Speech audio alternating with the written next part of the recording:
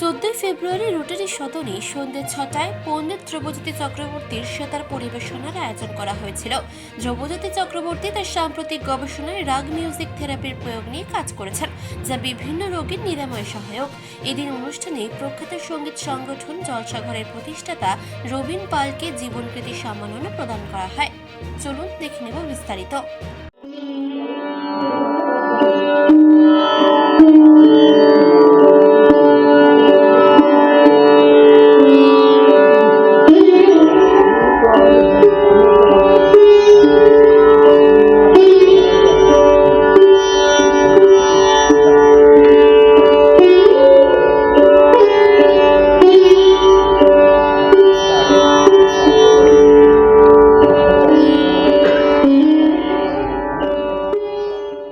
কত কি করেছি সেসব রেকর্ডে আছে, বলে শেষ করতে পারবো না।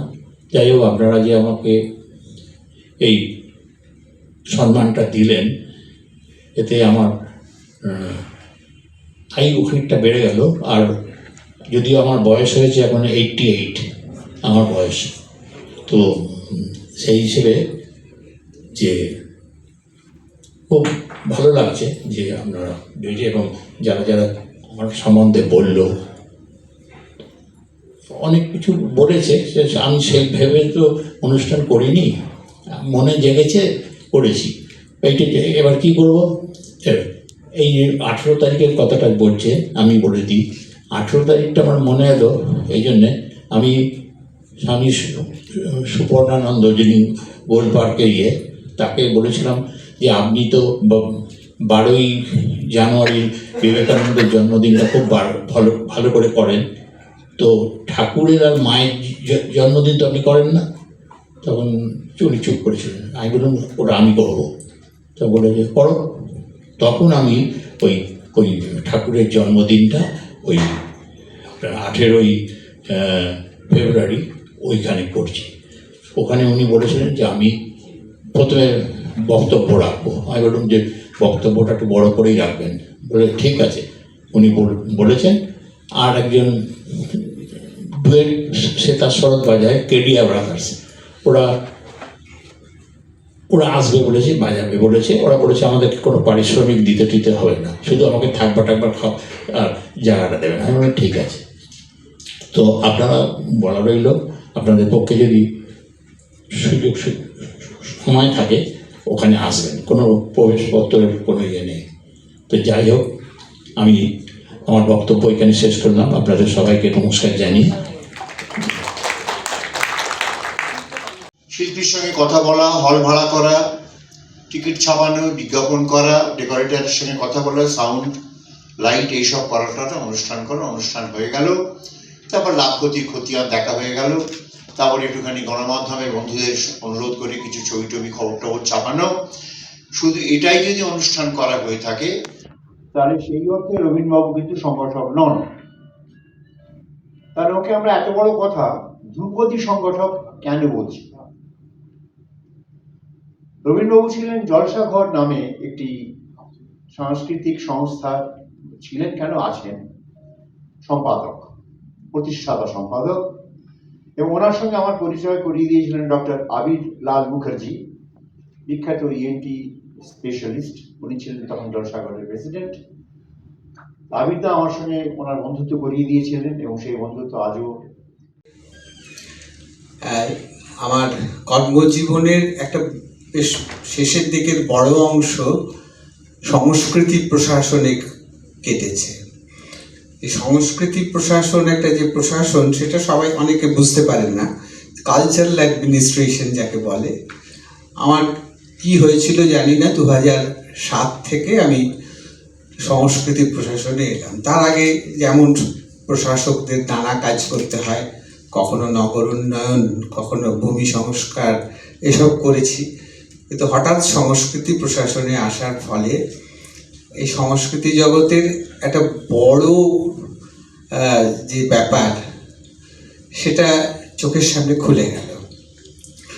তার আগেও যে সংস্কৃতি ছিল না বা সংস্কৃতি মনস্ক ছিলাম না তেমন নয়। আমরা জন্মেছি এমন একটা বাড়িতে আমরা, যে আমাদের একেবারে শৈশবকাল থেকে সংস্কৃতির সঙ্গে যোগ ছিল।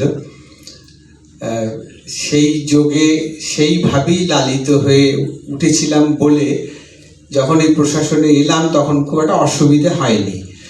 প্রায় অধিকাংশ মানুষকেই নানাভাবে চিনতাম, হয়তো ঘনিষ্ঠতা ছিল না।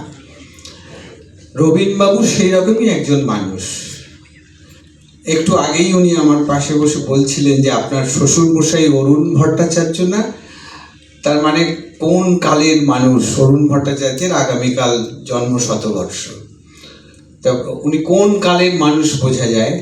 আমার শ্বশুরমশাইকে তো আমি অনেক পরে দেখেছি, তার 60 বছর বয়সে চলে গেছিলেন, আমি 55 বছর বয়সে যখন, তখন তো আমার বিবাহ হয়। মিউজিক শুধু ট্যালেন্ট থাকলেই একজন গাইয়ে বাজিয়ে যে অনেক উঁচুতে যাবেন তা কিন্তু না। ট্যালেন্ট থাকতে হবে, তার ভালো গুরু পেতে হবে, তারপর তাকে প্রমোট করার মতো কিছু মানুষ চাই, কিছু অর্গানাইজেশন চাই। তারা না করলেও আগে এগোবে না। তারপরে যেটা এই দাদা বললেন, মিডিয়া, তারপরে যদি মিডিয়া সাহায্য করে তাহলে একটা মানুষকে এগিয়ে যেতে অনেক অনেক সাহায্য পাওয়া যায় তার থেকে। তো এই আর এখানে যারা আছেন, মানে কারোর সম্বন্ধেই আমার কিছু বলার অধিকার নেই, কেন সবাই আমার থেকে অনেক সিনিয়র, এবং শুধু সিনিয়র না, তাদের জ্ঞানে বুদ্ধিতে তাদের পাশে বসলে আমরাও শিখি। তাদের কথা শুনে আজকেও আমি অনেক কিছু শিখছি। আর আমি ধন্যবাদ দেব অনুভব, নন্দন, যারা আজকে এরকম একটা সুযোগ করে দিয়েছেন এই মানুষদের পাশে স্টেজে বসায়। সেটা আমি নিজেকে সৌভাগ্যবান মনে করছি। আর কিন্তু আরেকটু আমি একদিকে বলবো যে একটু লোক হলে বোধহয় ভালো হতো। আমি নিজে কিন্তু অনেককে বলেছি, আমি ধ্রুবকে অনেকের নাম্বার দিয়েছি, যে তোমরা অনেক অর্গানাইজেশনের নাম্বার দিয়েছি। রবীন্দ্র আমাকে বললেন, দেবাশিস তুমি কিন্তু পার্মানেন্ট হয়ে গেলে। আমি বললাম, তাহলে রবীন্দ্র বলতে চাইছো আমি যে জলসা ঘরে বেলোয়ারি ছাড়? বলতে পারো।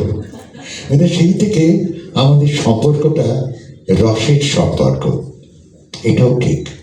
গতকাল সকালে রবীন্দ্র ফোন করলেন, আগামী একটা অনুষ্ঠানের কথা বললেন, এরকম একটা অনুষ্ঠান হলে কেমন হয়।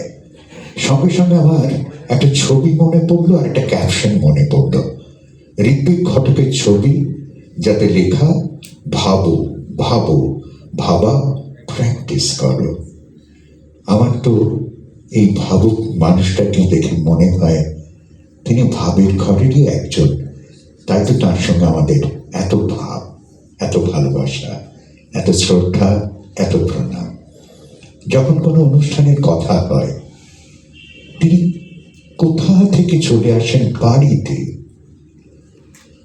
আমি মাঝে মাঝে বলি যে রবীন্দ্র কেন এত কষ্ট করছো, আমি তো যেতে পারতাম। রবীন্দ্র বলেন, না, এটা করতে হয়। আমি দেখেছি আগেকার যারা গুণী মানুষ তাদের এটাই ছিল। বালসারাটাকে দেখেছি, শিবরাজদাকে দেখেছি, দীনেন্দ্র চৌধুরীকে দেখেছি, দ্বিজেন মুখোপাধ্যায়কে দেখেছি। কাউকে দিয়ে নয়, হয় নিজে আসতেন না হলে বলতেন। আমরা তখন তাদের থেকে অনেক অনেক 58 সাল থেকে এত বছরের অভিজ্ঞতা। তবে আমি সংস্থা করে এগিয়েছি 1967-এ 16ই এপ্রিল আমাদের জলসাঘরের জন্মদিন হয়েছে। এখন চলছে 60 বছর চলছে। আগে একটা সেকাল দেখছেন, একাল দেখছেন, সেকাল দেখছেন, একালও দেখছেন, তো কি তফাৎ দেখছেন? আগে গান বাজনা হতো, অল ইন্ডিয়ার আর্টিস্টরা আসতো, কেউ তানসেন, সদারং এরা করতো। আমাদের আমি দেখেছি এদের নাম, তো তখন অনেক দিন ধরেই হতো। বেশিরভাগই আমি ওদের দেখেছি মহাজাতির সঙ্গে। যাই হোক, এখন হচ্ছে সব ঠিক আছে, কিন্তু তার মধ্যে চিন্তাধারাটা একদম বদলে গেছে। তো ধ্রুপদী সঙ্গীত মানে যেটা এখন, সেই কালচারটা মানে কতটা কি মনে করেন? না, ধ্রুপদী সঙ্গীত তো হচ্ছে, আমি বলছি না যে হচ্ছে না, তবে সেই রকম শিল্পীও চলে গেছে। এখন সব আস্তে আস্তে আস্তে আস্তে আস্তে সব চলে গেছে। এখন তো আপনারা দেখতে পাচ্ছেন যে কারা কি মনে করছেন শাস্ত্রীয় সঙ্গীতকে বাঁচিয়ে রাখার জন্য কি কি দরকার? না বাঁচিয়ে তো রাখবে, আছে বেঁচে আছে, ওই রকম শিখবে, পড়বে, উঠবে, পড়বে, কিন্তু শাস্ত্রীয় সঙ্গীত থাকবে। একবারে যে মিঠে যাবে এটাই আবার কিছু পারে। কলকাতা থেকে তমাল টারুটুডুর রিপোর্ট, চেতনা বার্তা, জেগে থাকে, জাগিয়ে রাখে।